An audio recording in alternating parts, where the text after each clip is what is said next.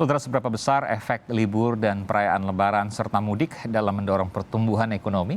Seperti apa geliat ekonomi saat perputaran uang terjadi di momen mudik Lebaran di daerah? Kita akan berbincang dengan Menteri Pariwisata dan Ekonomi Kreatif Parekraf, Sandiaga Salahuddin Uno, dan juga Wakil Ketua Umum Kamar Dagang dan Industri Indonesia, Kadin, bidang pengembangan otonomi daerah, Sarman Simanjorang.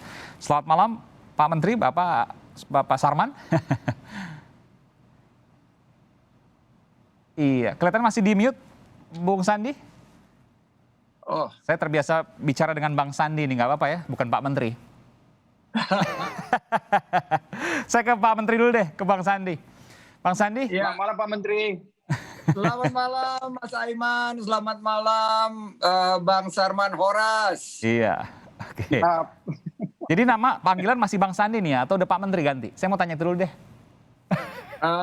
Banyak yang manggil kalau di rumah orang tua saya Mas, kalau di Mpok Nur panggilnya Bang. Oh, oke. Karena Pok Nur istri dari Bang Sandi ini asli Betawi kalau nggak salah ya? Betul, betul. Mas Oke. Kita panggil Ketum Mas Aiman. Ketum, oke. Baik, baik. Saya ke Pak Menteri dulu deh, Bang Sandi. Jadi betul bahwa sekarang mudik ya, karena tidak ada pelarangan, prediksinya 85 juta orang yang mudik, potensi ekonomi dan pariwisatanya luar biasa. Iya, betul. Jadi terima kasih Mas Aiman, Kompas TV yang sudah mengundang kami dari New York, Amerika Serikat. Kami melaporkan bahwa mudik kali ini melebihi prediksi 80-85 juta, di mana dari 85 juta pemudik itu diperkirakan 48 juta akan melakukan kegiatan wisata dan kegiatan ekonomi kreatif. Jadi destinasi-destinasi wisata dan sentra ekonomi kreatif akan kelimpahan sekitar 72 triliun rupiah karena rata-rata para pemudik yang berwisata dan berkegiatan ekonomi kreatif akan menghabiskan 1,5 juta per orang. Oke. Oleh karena itu occupancy rate diperkirakan naik antara 10 sampai 15%. Per hari ini data dari PHRI menyatakan bahwa occupancy rate sudah naik di atas 8 sampai 10%. Demikian Mas Aiman. Ini hotel ya, tingkat hunian hotel, penginapan dan lain sebagainya. Ya, dan ini merupakan sinyal kebangkitan ekonomi, juga pemulihan sektor pariwisata dan ekonomi kreatif, dan membuka peluang usaha dan lapangan kerja seluas-luasnya. Terima kasih. Ini bukan berarti ini kemudian akan berhenti di sini, tapi Bang Sandi yakin bahwa ini akan berkembang di hari-hari kemudian. Ya, karena ini tentunya H+7+8, Ya.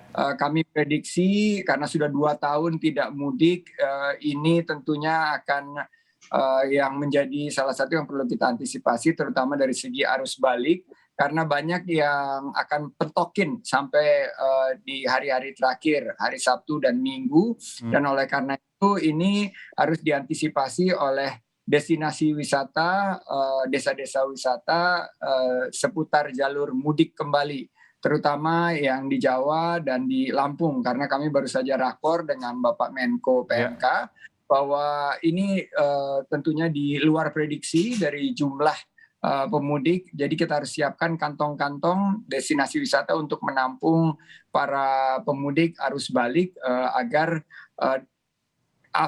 dampak ekonomi yang kita perkirakan antara 10 sampai 25% per kuartal ini atau kuartal kedua ini bisa kita realisasi, dan tentunya libur panjang ini membawa berkah bagi kita, tapi juga sekaligus menata tatanan baru berkegiatan pariwisata dan ekonomi kreatif ya. Protokol kesehatannya dipatuhi secara disiplin, ada edukasi terhadap peduli lindungi, ada juga tiket yang terdigitalisasi melalui registrasi H-1 seperti dilakukan beberapa destinasi wisata secara disiplin, dan ini yang perlu kita pastikan pengawasannya kerjasama antara pemerintah daerah dan seluruh terkait. Jadi sebelum saya ke Bang Sarman, saya ingin ke Pak Menteri dulu. Saya ingin konfirmasi, jadi betul 72 triliun rupiah uang yang berputar selama mudik beberapa hari ini? Ya, untuk di sektor wisata dan ekonomi kreatif kami prediksi 72 triliun rupiah. Yang kita harapkan ini bagus dari perkotaan menuju daerah, tapi juga saya bilang disiapkan dari daerah ini dilakukan festival-festival jajanan atau festival ekonomi kreatif, karena kita berharap juga dia bukan hanya bawa oleh-oleh dari Jakarta ke daerah, tapi juga dari daerah ke Jakarta. Karena ini 2 tahun tidak mudik, tentunya kita perlu juga rasakan dampak terhadap ekonomi di daerah secara optimal. Jadi ini yang kami berharap akan dua arah pertumbuhan ekonominya di perkotaan dan juga di daerah. Juga kami akan gencarkan promosi pariwisata di destinasi-destinasi unik yang baru seperti desa wisata dan juga pariwisata berbasis ekoturism, juga pariwisata berbasis olahraga, dan tentunya yang kita arahkan juga kegiatan-kegiatan budaya, seni pertunjukan bisa bangkit kembali. Bukan hanya di 5 super prioritas seperti tempat Bang Sarman di Danau Toba, tapi juga kita arahkan ke desa-desa wisata sekitar jalur mudik baik Sumatera maupun juga Trans Jawa. Oke, baik. Ini kabar gembira karena tentu ini juga menjadi sebuah tonggak ketika sebelumnya mungkin orang takut untuk berwisata dan lain sebagainya, tapi dengan protokol kesehatan itu saya harus garis bawah ya, peduli lindungi dan sebagainya, mereka sekarang sudah mulai berani dan beberapa tempat wisata juga sudah penuh meskipun juga harus tetap diperhatikan protokol kesehatan. Dan jika kemudian ini kita tentu berharap tidak ada kenaikan signifikan dari COVID, maka ini merupakan tonggak kebangkitan kita setelah COVID. Nanti saya akan tanyakan ke Bung Sarman, Bang Sarman. Jadi 72 triliun rupiah ini luar biasa, dan Kadin yakin bahwa ini ke depan akan semakin besar. Ini merupakan tonggak dengan catatan tidak ada kenaikan COVID, dan tentu kita berharap itu. Ya, jadi ini memang merupakan suatu angin segar ya bagi ekonomi kita, bahwasanya memang seperti biasanya momentum Idul Fitri ini adalah merupakan perputaran uang terbesar di Indonesia.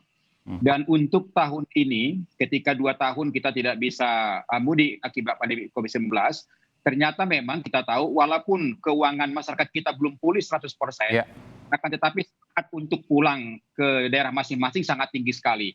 Dan ini jauh kenaikannya dibanding tahun 2019 ketika kita masih dalam keadaan normal.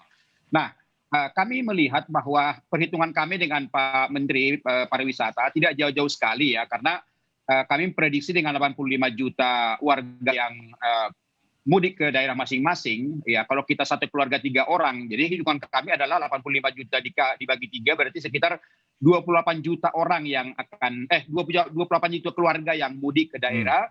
Dan kalau rata-rata minimal, kami berhitung minimal nih, angka yang sangat-sangat bijak lah, 1,5 juta itu udah 42 triliun. Tapi kalau sampai 2 juta misalnya, itu sudah mendekati angka yang disampaikan oleh Pak Menteri. Artinya bahwa ini memang momentum yang luar biasa. Pertama untuk menggerakkan ekonomi daripada masyarakat di daerah. Yang kedua adalah memaksimalkan daripada pertumbuhan ekonomi kita.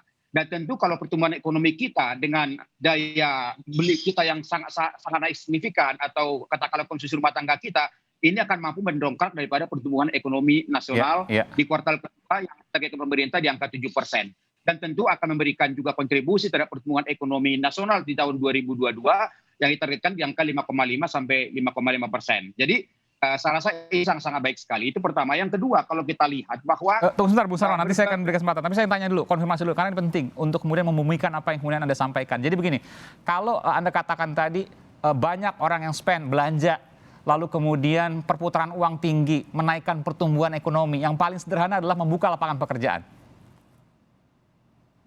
Ya, betul sekali. Makanya kami sangat berharap memang bahwa momentum Idul Fitri ini harus dimanfaatkan maksimal oleh UKM-UKM yang ada di daerah. Jadi Pak Menteri tadi menyampaikan bagaimana supaya inovasi-inovasi misalnya agar para masyarakat yang akan balik ke kota masing-masing itu, mereka tidak tangan kosong gitu. Mereka akan membawa apakah itu katakanlah mungkin makanan-makanan khas daerah, atau mungkin souvenir-souvenir khas daerah, atau mungkin batik, atau mungkin baju khas daerah. Kemarin saja kami, Mas Aiman, ada komunikasi dengan pengrajin bakpia di Jogja. Dia bilang bahwa dari minggu yang lalu mereka sudah hampir 500% untuk booking bakpia untuk dibawa ke naiknya 500% dari hari-hari sebelumnya. Bukan 500%, hampir 50%. Oh, 50%, hampir oke. 50%. Artinya bahwa ini adalah momentum. Jadi kami juga sangat berharap memang bahwa orang daerah harus mampu juga memanfaatkan ini.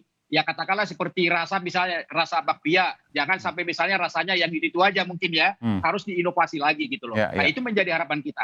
Kemudian yang kedua adalah bahwa dengan adanya perputaran uang ini, banyak sekali UKM-UKM yang mendapatkan berkah dan juga banyak sekali UKM-UKM kita yang mendapatkan omset yang luar biasa. Mulai dari sisi transportasi, kemudian juga dari sisi kuliner, kemudian dari sisi warung-warung, kemudian juga banyak UKM kita di daerah destinasi. Ini semuanya mendapat suatu omset yang luar biasa. Tentu ini akan menggerakkan ekonomi di akar rumput, ekonomi di daerah, dan akan memberikan distribusi terhadap pertumbuhan ekonomi daerah dan nasional. Begitu. Oke, ini hal yang menggembirakan, cuma memang menjadi pertanyaan, apakah ini hanya terjadi pada saat mudik saja atau ini akan terus berkepanjangan di depan? Pak Menteri, bagaimana kemudian Anda bisa menggambarkan ini? Kekhawatirannya jangan-jangan hanya berhenti di sini atau bisa berlanjut ke depan? Jadi kami dalam menyusun tatanan pariwisata dan ekonomi baru sesuai dengan arahan Bapak Presiden Joko Widodo adalah menyusun event-event sepanjang tahun atau kita sebut sebagai calendar of events yang terangkum dalam Karisma Event Nusantara, sehingga para pemudik ini juga bisa nanti mulai merencanakan dari awal bahwa mudiknya ini tidak semua terpusat pada saat Lebaran, tapi pada saat event-event daerah. Jadi ada total lebih dari 110 event besar, tapi juga nanti ada event-event daerah. Nah ini akan kami susun sesuai dengan protokol kesehatan yang ketat dan disiplin, dan wisatawan juga bisa memiliki beberapa pilihan. Juga nanti ada event-event yang didekatkan ke hari-hari besar maupun hari-hari libur nasional. Dengan strategi seperti ini, kebangkitan pariwisata akan mengikuti tatanan ekonomi baru. Dan disinilah yang akan saya sampaikan di sidang umum PBB dalam keynote address saya pagi ini di New York, bahwa pariwisata di Indonesia menopang kebangkitan ekonomi kita, dan pariwisata yang berkualitas dan berkelanjutan lah yang akan memastikan momentum terciptanya peluang usaha dan lapangan kerja 1,1 juta lapangan kerja baru di tahun 2022 ini bisa tercapai. Oh, Pak Menteri sekarang ada di New York, Amerika Serikat untuk menyampaikan paparan di sidang PBB. Betul, Mas Aiman. Jadi Indonesia mendapat kehormatan untuk memberikan satu gagasan kebangkitan pariwisata dan kepulihan ekonomi, karena strategi dari Bapak Presiden Jokowi dianggap berhasil dalam menangani pandemi COVID-19, dan kepulihan pariwisata kita sekarang dipantau oleh seluruh dunia. Nah ini akan kami sampaikan dalam sidang umum PBB kali ini, dan rencananya mudah-mudahan kita juga akan bisa mengundang sebagian daripada para menteri-menteri pariwisata dunia dalam rangkaian G20 menuju Bali dalam rangkaian acara World Tourism Day atau Hari Pariwisata Dunia bulan September tanggal 27 di Nusa Dua, Bali. Jadi Indonesia diundang ke PBB karena dianggap pariwisatanya sudah mulai bangkit dan akan terus berkembang. Betul, dan ini tentunya kita perlu syukuri dan kita perlu jaga dengan hati-hati sekali, karena kita tidak ingin nanti momen mudik Lebaran ini justru menjadi pemicu peningkatan kasus baru. Jadi saya sangat menghimbau melalui Kompas TV, Mas Aiman terus menyampaikan protokol kesehatan harus dipatuhi secara ketat dan disiplin, dan juga integrasi terhadap Peduli Lindungi ini ternyata juga menjadi salah satu titik yang krusial, yang penting dalam memantau pergerakan penularan kasus COVID-19 yang ini nanti akan kami sampaikan juga di sidang PBB. Baik, saya dengar juga Pak Menteri sekarang sudah mulai masuk ke jadwal untuk menyampaikan paparan. Jadi terima kasih Pak Menteri, Pak Sandiaga Uno, Bung Sandiaga Uno yang telah memberikan informasi di Sapa Indonesia Malam. Terakhir Bung Sarman, apa yang bisa Anda sampaikan kepada publik Indonesia terkait hal ini? Ya, pertama kami sangat berharap bahwa prestasi kita dalam mengendalikan COVID ini harus kita akui bahwa ini adalah merupakan partisipasi semua pihak. Nah, untuk itu kami sangat berharap memang agar para pemudik-pemudik kita ini tetap disiplin, Karena kita tidak mau ya dari kalangan pengusaha terus terang aja sangat khawatir jangan sampai misalnya terjadi lagi kasus COVID-19 Iya, iya. yang nantinya juga menghambat daripada pemulihan ekonomi kita. Itu pertama. Yang kedua ya kita memang sangat-sangat berharap agar dalam hal ini masyarakat di daerah betul-betul mampu memanfaatkan momentum daripada Idul Fitri ini untuk menaikkan berbagai omset daripada usahanya. Kemudian yang terakhir juga kita harapkan bahwa pada saat pulang juga semua berjalan dengan lancar sesuai dengan moto daripada mudik kali ini ya, mudik sehat dan mudik aman itu menjadi harapan kita semuanya.